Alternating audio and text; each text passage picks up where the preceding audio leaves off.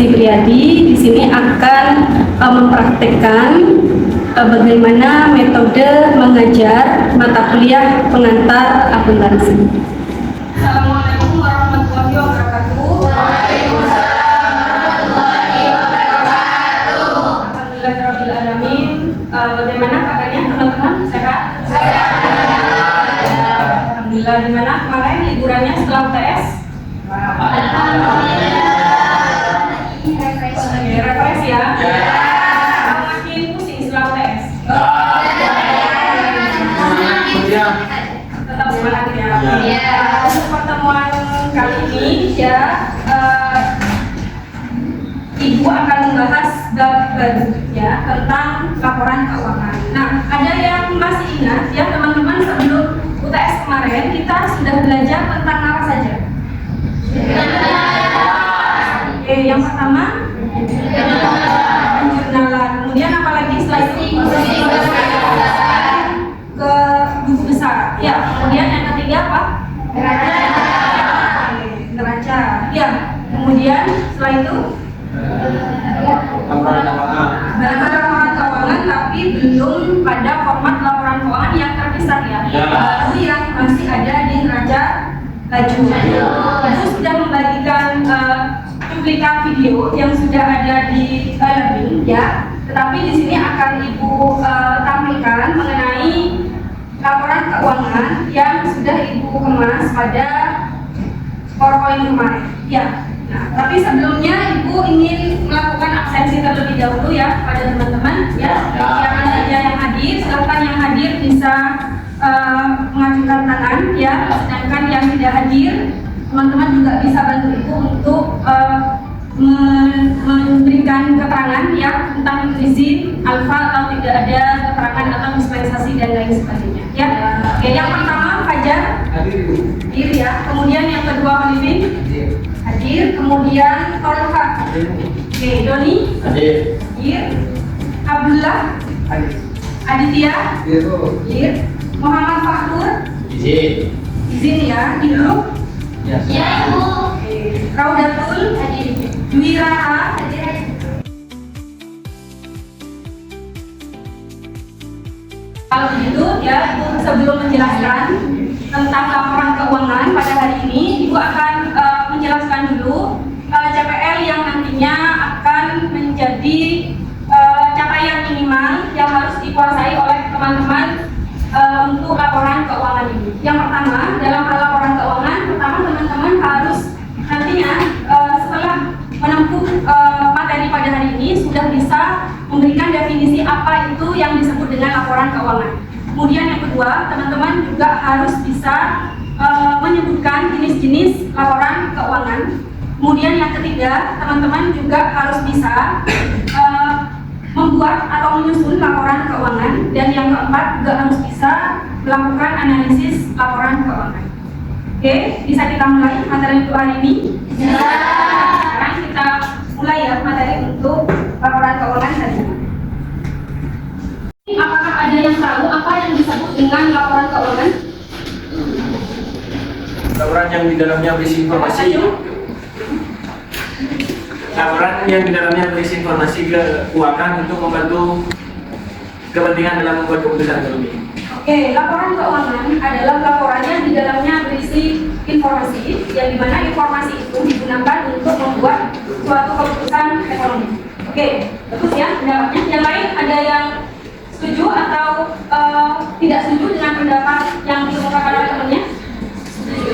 Oke, setuju ya. Oke. Nah, kemudian yang kedua, mengapa laporan keuangan itu menjadi hal yang penting buat perusahaan? Sebenarnya laporan keuangan itu apakah fungsinya hanya untuk perusahaan saja? Ya. Orang pribadi pun butuh yang namanya laporan keuangan ya, di perusahaan. Ya, maka laporan keuangan itu penting untuk perusahaan. Sebenarnya untuk apa? Ada yang tahu teman-teman? Untuk melihat kondisi keuangan di perusahaan. Ya, untuk melihat bagaimana sih kondisi keuangan di perusahaan tersebut. Sama seperti kita, perlu nggak kita melakukan general check up?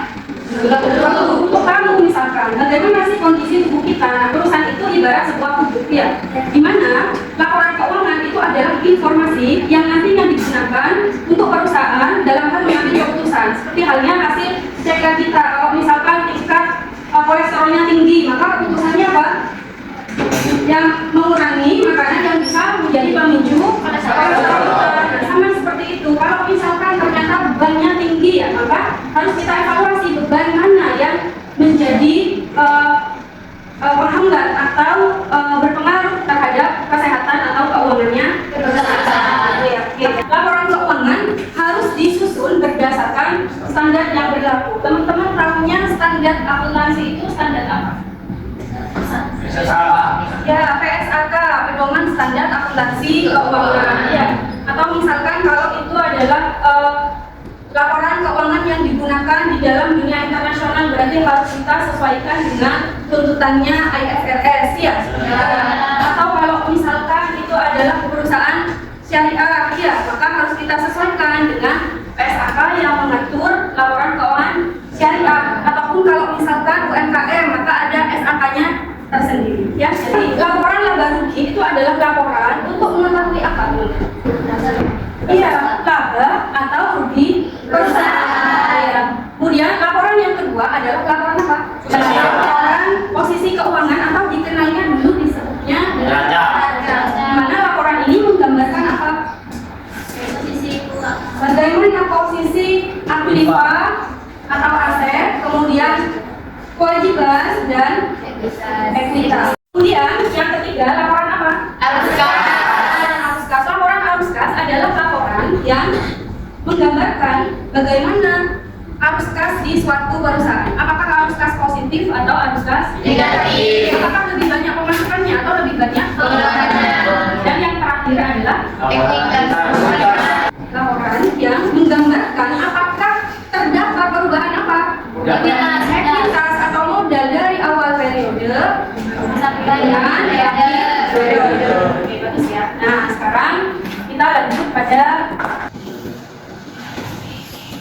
beberapa komponen utama di laporan keuangan yang harus teman-teman di sini pahami terlebih dahulu. Yang pertama itu adalah harus paham dulu terkait dengan aset ya. Jadi yang dimaksud aset itu adalah harta, semua harta perusahaan ya. Jadi nanti untuk membuat laporan keuangan teman-teman harus bisa mengidentifikasi mana saja akun-akun yang termasuk akun aset atau akun harta ya. Nah, akun aset sendiri terbagi menjadi dua sederhananya, yaitu aset lancar dan aset tidak.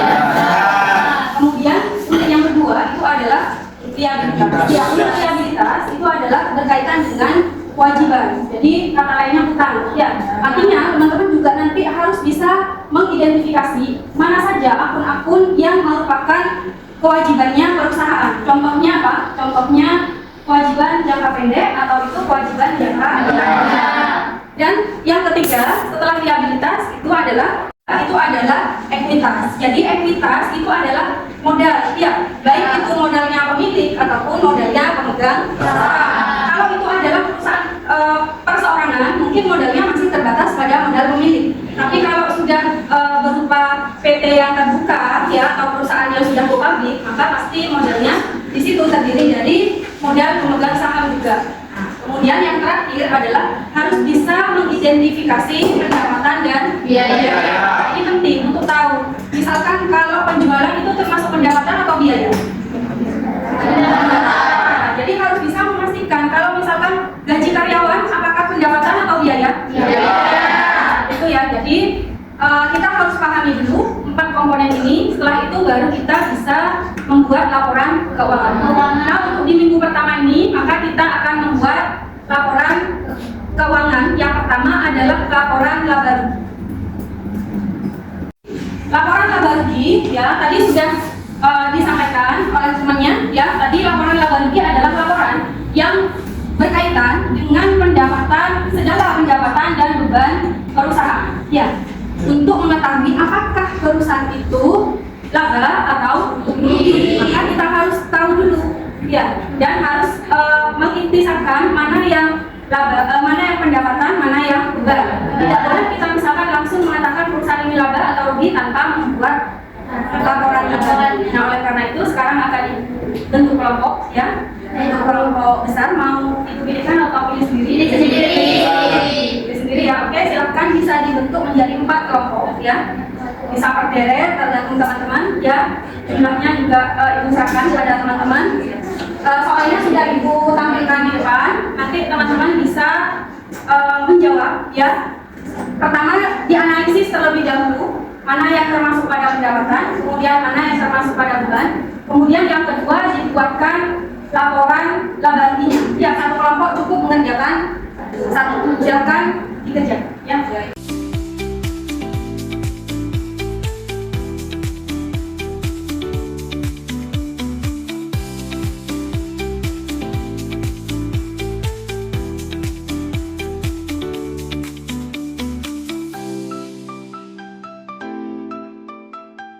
Hasil dari diskusinya bisa dikumpulkan ya teman-teman ya. Ya, Bu.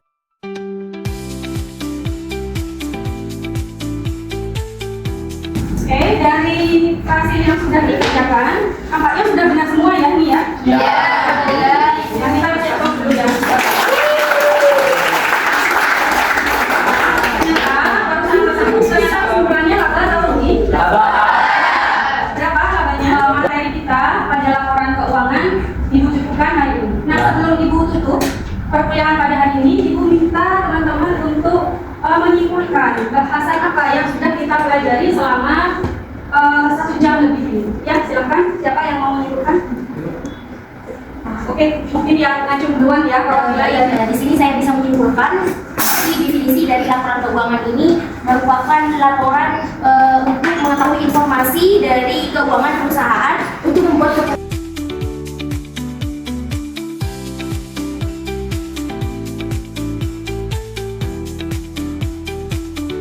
Terima kasih. kemudian yang kedua, silakan.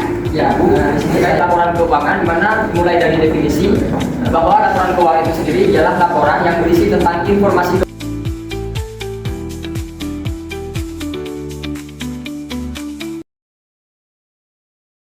likuiditas dan semacamnya. Mungkin hanya itu.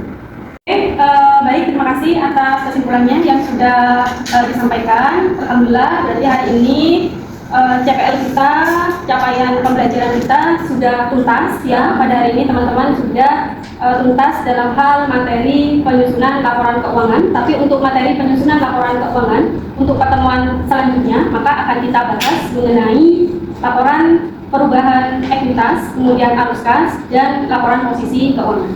Nah, untuk penugasan, teman-teman silakan bisa mengerjakan tugas 7.1 ya. Maka tugas itu bisa dikerjakan secara mandiri di rumah ya. Minggu depan bisa dikumpulkan melalui e-learning ya. Mungkin ada pertanyaan? Tidak ada ya. Baik, kalau tidak ada, maka marilah kita tutup perkuliahan pada hari ini dengan bersama-sama kita membaca doa kafaratul majlis ya. Subhanallah.